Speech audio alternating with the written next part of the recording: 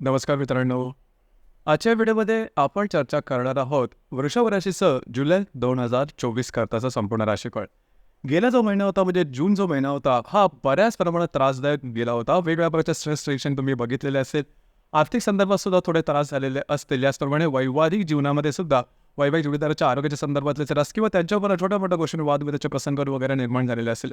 एकंदरीत सांगायचं झालं तर गेल्या महिन्यात थोडासा प्रेशर किंवा स्ट्रेस आला होता. अर्थात गेल्या महिन्यात आर्थिक आवक चांगली झाली होती, परंतु मानसिक तणाव आपले तुम्ही बऱ्याच प्रमाणात गेलेला होता. तर या महिन्यामध्ये गोष्टी थोड्याशा वेगळ्या आहेत. त्या कशा आहेत, कशा प्रकारे आहेत, तुमचं आर्थिक स्थैर्य नेमकं कशा प्रकारचं राहील, वैवाहिक जीवन कशा प्रकारचं राहील, घरगुती जीवन नेमकं कशा प्रकारचं राहील, लव्ह लाईफ कशा प्रकारचं राहील आणि त्याचं तुमचं करिअर आहे हे नेमकं कशा प्रकारचं राहील, यामध्ये जे महत्त्वाच्या त्या तारखा आहेत त्यामध्ये वेगवेगळ्या प्रकारच्या कोणत्या घटना घडामोडी घडू शकतील, या सर्व संदर्भातली खुलासावर चर्चा आपण या व्हिडिओमध्ये करणार आहोत.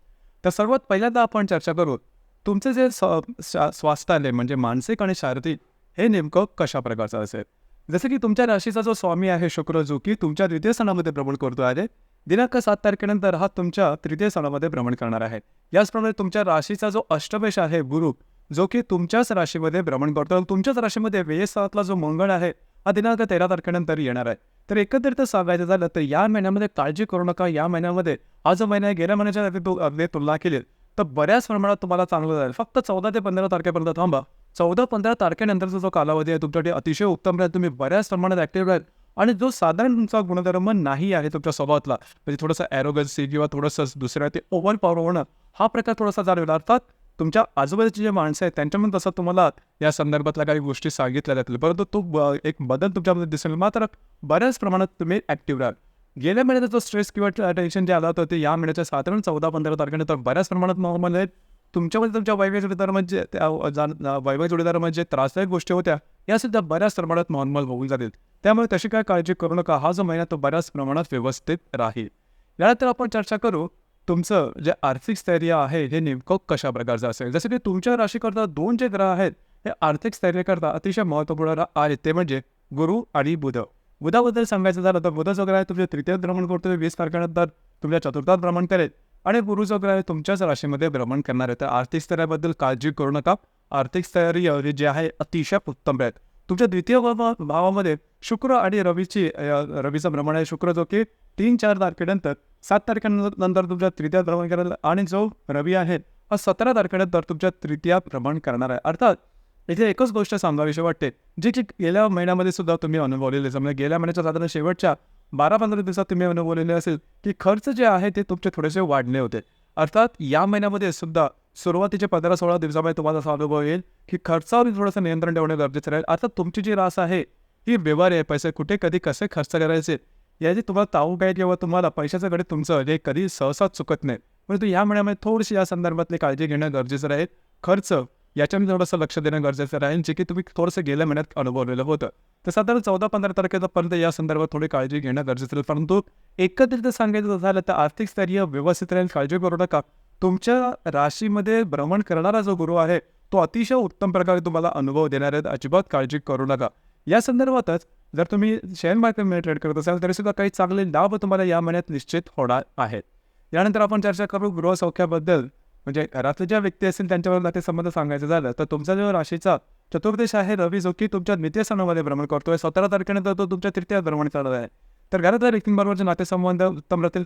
घरातल्या व्यक्तीसाठी काही पैसे खर्च करावे लागतील, म्हणजे त्याच्या इच्छा आकांक्षा पूर्ण कराव्या तुम्हाला तसं करावं लागेल. पण तो काळजी करू नका. तुमच्या दोघांमध्ये जो रॅपो आहे ते नातेसंबंध ते खूप चांगल्या प्रकारे दिसून येतील. घरातल्या व्यक्तींबरोबर कुठे बाहेर फिरला जाण्याचा एक सुद्धा संभवतो. या महिन्यामध्ये बऱ्याच प्रमाणात तुम्ही ॲक्टिव्ह असणार आहात. स्वतंत्र विचारसरणी तुमची असणार आहे.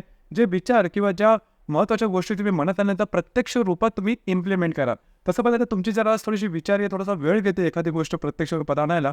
परंतु या महिन्यामध्ये एक वेगळ्याच प्रकारची एनर्जी आणि कॉन्फिडन्स ज्याला आपण म्हणतो तो तुमच्यामध्ये येणार आहे आणि बऱ्याचशा गोष्टी तुम्ही मार्गी लावणार आहात आणि तो जो कॉन्फिडन्स आहे हा जबरदस्त राहील. यानंतर आपण चर्चा करू तुमचं जे लव्ह लाईफ आहे त्याबद्दल. लव्ह लाईफबद्दल सांगायचं झालं तर तुमच्या राशीचा जो पंचमेश आहे बुध, जो की तुमच्या तृतीय स्थानामध्ये भ्रमण करतो आहे, 20 तारखेनंतर चतुर्थात भ्रमण करणार आहे. तर तुमचे जे समजा तुम्ही कोणाच्या प्रेमामध्ये असाल त्याच्यावर नातेसंबंध खूप चांगले राहतील. त्याच्यावर कुठे बाहेर फिरला जाण्याचा एक संभवतो. याचप्रमाणे तुमच्या दोघांमध्ये कुठल्याही प्रकारचे मोठे प्रॉब्लेम येणार नाहीत, कारण गुरु जो की तुमच्या राशीमध्ये भ्रमण करतोय, पंचम दृष्टीने तुमच्या पंचमाला बघतोय. त्याच्यामुळे काळजी करू नका. जर तुम्हाला नवीन रिलेशनशिप बनवायचे असेल तरी सुद्धा हा संपूर्ण जो कालावधी आहे महिन्याचा तो तुमच्यासाठी शुभफलदायी असाच दिसून येईल. यानंतर ज्या गर्भवती महिला त्यांच्यासाठी तर हा कालावधी अतिशय उत्तम राहील, काळजी करू नका. जे विद्यार्थी वर्ग आहेत त्यांच्यासाठी सुद्धा हा संपूर्ण कालावधी अतिशय उत्तम दिसून येईल. यानंतर आपण चर्चा करू वैवाहिक जीवनाबद्दल. वैवाहिक जीवनाबद्दल सांगायचं झालं तर तुमच्या राशीचा जो महत्त्वपूर्ण ग्रह आहे मंगळ, जो की तुमच्या व्ययस्थानामध्ये भ्रमण करतोय 13 तारखेनंतर, तो तुमच्या राशीमध्ये भ्रमण करणार आहे. आधीच असं सांगितलं तर वैवाहिक जे जोडीदार आहेत त्याच्या बरोबर छोट्या मोठ्या गोष्टींना वादविवादाचे प्रसंग वगैरे निर्माण होतील. तिथे थोडीशी काळजी घ्या. अर्थात या महिन्याच्या जवळजवळ 15 तारखेपर्यंत ही गोष्ट राहील. त्यानंतर बऱ्याच सोडून ज्या गोष्टी आहेत तुमच्या दोघांमधले या बऱ्याच प्रमाणात नॉर्मल होतील. तुमचे जे स्ट्रेस टेन्शन आहेत हे सुद्धा बऱ्याच प्रमाणात कमी होतील. काळजी करू नका. त्याचप्रमाणे जे विवासोक मंडळी आहेत म्हणजे तरुण तरुणी आहेत त्यांच्याकरता सुद्धा हा जो कालावधी आहे तो अतिशय उत्तम राहील. यासोबत कार्यक्षेत्राच्या संदर्भात सांगायचं झालं म्हणजे तुमचे जे करिअर आहे या संदर्भात सांगायचं झालं तर तुमच्या राशीचा जो राजयोगकारक ग्रह आहे शनी, जो की स्वतःच्या राशीमध्ये कर्मस्थानामध्ये भ्रमण करतो आहे, तो आता वक्री झालेला आहे. इथे एकच गोष्ट सांगायची वाटते की ज्या ठिकाणी तुम्ही काम करता, नोकरी करता किंवा व्यवसाय करता त्या ठिकाणचे सहकर्मी किंवा वरिष्ठ असेल त्यांच्यावर थोडंसं तणावाचं वगैरे वातावरण निर्माण होतं. आणि या संपूर्ण महिन्यामध्ये जे तुमचं कार्यक्षेत्र असेल त्या संदर्भात कुठल्याही प्रकारचे महत्त्वपूर्ण निर्णय घेऊ नका. थोडंसं स्ट्रेस तुम्हाला जास्त आल्यासारखं वाटतं पण त्याचे फारसे मोठे परिणाम होणार नाही, परंतु स्वतःहून काही चुकी करू नका. अर्थात गुरु जर तुमच्या राशीमध्ये भ्रमण करतो आहे तो तुम्हाला सर्वतोपरी साथ देईल, तरीसुद्धा at the back of mind तुम्ही या गोष्टी थोड्याशा लक्षात ठेवणं गरजेचं राहील. यानंतर आपण चर्चा करणार आहोत ग्रहयोगाबद्दल. ग्रहयोगाचे जे परिणाम आहेत ते वेगवेगळ्या दिवशी कशाप्रकारे मिळतील आणि त्याचा अनुभव तुम्हाला कशा प्रकारचा मिळू शकेल. सगळ्यात पहिल्यांदा दिनांक 2 तारखेला बुध आणि नेपच्यूनचा त्रिकोणी योग होणार आहे. नेपच्यून जो की तुमच्या लाभस्थानामध्ये भ्रमण करतोय, जो बुध तुमच्या तृतीयात भ्रमण करतोय, दोघांचा त्रिकोणी योग होणार आहे. कागदोपत्री व्यवहार, कमिटमेंट, प्रॉमिसेस याच्यासाठी अतिशय उत्तम अशा प्रकारचा हा योग राहील. त्याचप्रमाणे तुम्हाला काही गुंतवणुकीच्या चांगल्या संधीसुद्धा मिळू शकतील, जरूर त्याचा लाभ घ्या. याचप्रमाणे दिनांक 3 तारखेला शुक्र आणि शनीचा त्रिकोणी योग सुद्धा होणार आहे. शुक्र जो की तुमच्या द्वितीय स्थानामध्ये भ्रमण करतोय, तर शनी तुमच्या दशमात भ्रमण करतोय, दोघांचा त्रिकोणी योग अतिशय उत्तम अशा प्रकारचा योग आहे.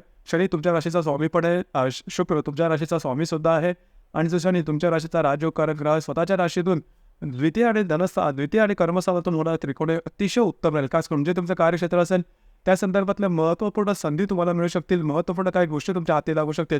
कार्यक्षेत्राच्या संदर्भात जे काही तुम्हाला करायचं होतं त्या संदर्भातले काही नवीन चान्सेस तुम्हाला मिळू शकतील, जरूर त्याचा लाभ घ्या. जे व्यक्ती जॉबलेस आहे, ज्यांना जॉब चेंज करायचा आहे जॉबच्या संदर्भात किंवा तुमच्या बिझनेसच्या संदर्भात काही नवीन योजना आणायच्या असेल, नक्की आलं त्या संदर्भातलं पूर्ण वातावरण तुमचं तयार होईल आणि तुम्ही बांधलेल्या जर उत्तम मिळतील. याप्रमाणे तुमचं जे काही कार्यक्षेत्र असेल त्या संदर्भातले महत्त्वपूर्ण फायदेसुद्धा तुम्हाला या दरम्यान मिळू शकतील. तर शनी शुक्राचा त्रिकोणी योग अतिशय उत्तम अशा प्रकारचा हा योग असणार आहे. याचप्रमाणे दिनांक 11 तारखेला रवी आणि शनीचा त्रिकोणी योग सुद्धा होणार आहे.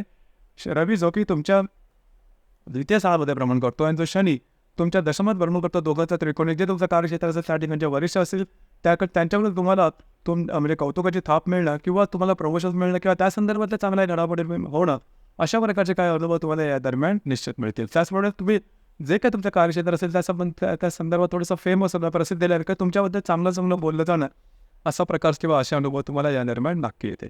याचप्रमाणे दिनांक 11 तारखेला रवी शुक्र आणि नेपच्यूनचा सुद्धा त्रिकोणी योग होणार आहे.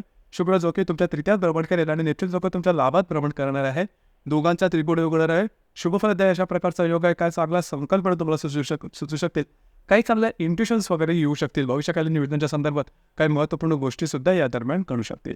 याचप्रमाणे दिनांक 15 तारखेला मंगळ आणि हर्षलची युती होणार आहे तुमच्याच राशीमध्ये.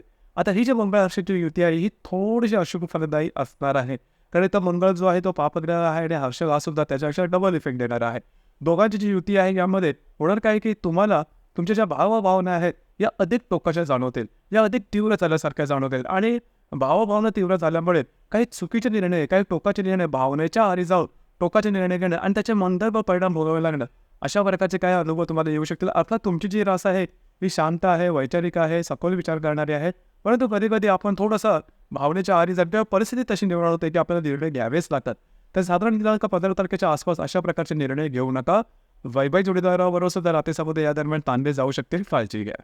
याचप्रमाणे आणि तुम्हाला शारीरिक दुखापत वगैरे सुद्धा होऊ शकेल, लागणं, तापणं, तरसडणं, फ्रॅक्चर होणं अशा प्रकारचे काही शारीरिक दुखापती होऊ शकते. तर 15 तारीख किंवा 14 15 16 या दरम्यानमध्ये स्वतःवरती लक्ष ठेवा, स्वतःच्या मनावर शरीरावरती लक्ष ठेवणं गरजेचं आहे. याचप्रमाणे दिनांक 21 तारखेला बुध आणि हर्षाचा केंद्रयोग सुद्धा होणार आहे. हर्ष जो की तुमच्याच राशीमध्ये भ्रमण करतोय, जो बुध तुमच्या चतुर्थात भ्रमण करेल, दोघांचा केंद्रयोग होणार. घरातल्या तुमच्या वयापेक्षा ज्या लहान व्यक्ती असतील त्यांच्यावर वादविवादाचे वगैरे प्रसंग निर्माण होतील, तर या संदर्भात थोडीशी काळजी घ्या.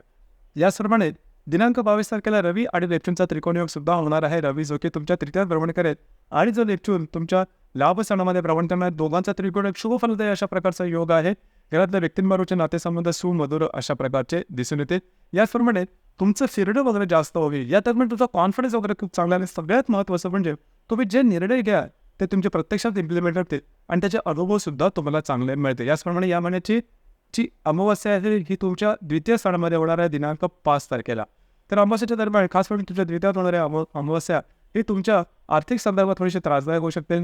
म्हणूनच 5 तारखेच्या आसपास कुठल्या प्रकारचे महत्त्वपूर्ण इन्व्हेस्टमेंट करू नका किंवा खर्चाच्या संदर्भात थोडीशी काळजी घेणे गरजेचं राहील. यासोबत जी पौर्णिमा आहे ती दिनांक 21 तारखेला आहे, तर या संदर्भात सुद्धा थोडी काळजी घ्या. पौर्णिमा आणि अमावस्या दरम्यान रविचंद्राचं आकर्षण पृथ्वीकडे थोडंसं जास्त, आपण थोडंसं जास्त भावना होतो आणि भावना होऊन घेतलेले निर्णय चुकण्याची शक्यता बऱ्याच पडत असेल, तर या संदर्भात थोडीशी काळजी घेणं महत्त्वपूर्ण राहील. तर एकंदरीतच सांगायचं झालं तर या संपूर्ण महिन्यामध्ये बऱ्याचशा चांगल्या गोष्टी होणार. बरेचसे त्रिकोण योग आहेत की जे शुभफलद आहेत, की जे तुमच्या द्वितीय तृतीय स्थानाशी संबंधित आहेत, अतिशय उत्तम आहेत. लाभस्थानाच्या संदर्भात प्रत्यक्ष कर्तृत्वाच्या दृष्टीने सुद्धा हा संपूर्ण महिना तुमच्याकडे एकदम पॅक होऊन आलेला आहे. आणि गुरु जो की तुमच्याच राशीमध्ये भ्रमण करतोय, हा त्याला अतिशय चांगला दुजोरा सुद्धा देणार आहे. म्हणजे तुम्ही केलेली मेहनत आणि त्याला मिळालेली भाग्याची साथ ही अतिशय उत्तम असणार आहे. तुमचा कॉन्फिडन्स, एनर्जी आणि तुमचा मूड या संपूर्ण महिन्यामध्ये अतिशय व्यवस्थित राहणार. फक्त 15 तारखेला थोडंसं लक्ष द्या, मंगळ वर्षाची युती तुमच्याच राशीत होणार आहे, जसं मी मगाशी सांगितलं त्याप्रमाणे. तर मित्रांनो, हे होतं वृषभ राशीचं जुलै 2024 करण्याचं संपूर्ण राशीफळ. आपल्याला हे राशीफळ कसं वाटलं, आपण त्याचा अनुभव कशा प्रकारे घेतला, नक्की कळवा. धन्यवाद.